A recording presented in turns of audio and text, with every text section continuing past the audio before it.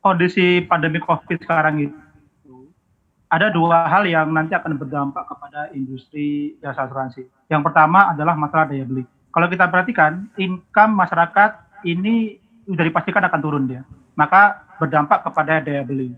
Nah, kondisi ini yang akan mengakibatkan bahwa penjualan atau pembelian dari kendaraan bermotor pun juga akan mengalami penurunan.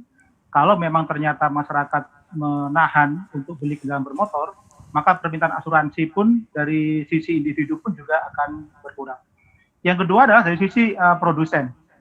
Saya melihat data dari Gaikindo, ternyata produksi kendaraan bermotor juga mengalami penurunan pada bulan April dibandingkan dengan bulan Maret, Februari, dan Januari.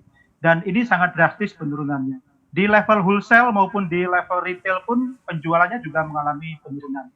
Sementara hampir 80% dari distribution channel asuransi kendaraan bermotor itu adalah dari perusahaan pembiayaan. Nah, kalau ternyata dari sisi penjualan retail mengalami penurunan, maka permintaan asuransi kendaraan pun juga akan mengalami penurunan. Inilah yang kami lihat bahwa sekarang memang masih positif ya, tapi kecil positifnya.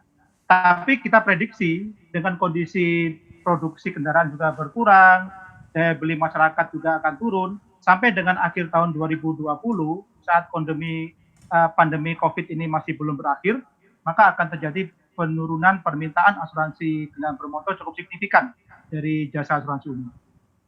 Sejauh apa penurunannya, Pak? Berapa persen? Kami memprediksi seluruh total premi asuransi umum itu kami memprediksi akan mengalami pertumbuhan minus sampai dengan akhir tahun 2020 ini antara minus 15% sampai dengan minus 25%. Kemudian kondisi terburuknya itu mungkin bisa melebihi minus 30% di akhir tahun 2020 ini. Tapi kami masih bisa berharap ada recovery di 2021, terutama di triwulan 1. Nah, itu adalah total seluruh premi asuransi umum. Yang kalau kita lihat, masing-masing lini bisnis itu punya karakteristik yang berbeda-beda. Untuk kendaraan bermotor, kami prediksi akan mengalami penurunan cukup besar.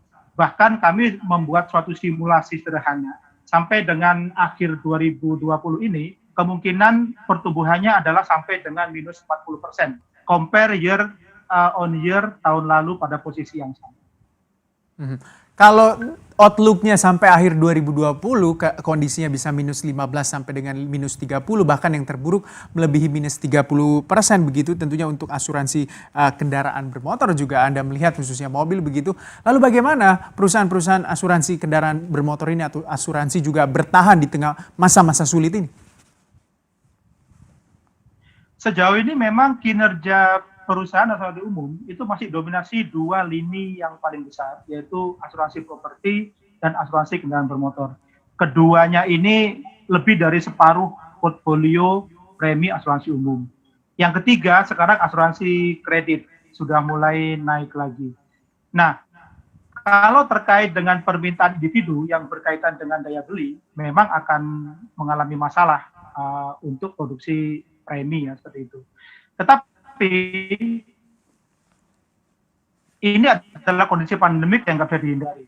Makanya kami akhirnya mencoba melihat seperti apa asuransi nanti akan bertahan di era new normal. Yang pertama adalah harus melakukan penyesuaian. Tidak bisa lagi melakukan penjualan dengan physical meeting, tapi menggunakan teknologi. Nah, tantangannya adalah bagaimana bisa mengimplement teknologi itu terhadap proses bisnis perusahaan asuransi.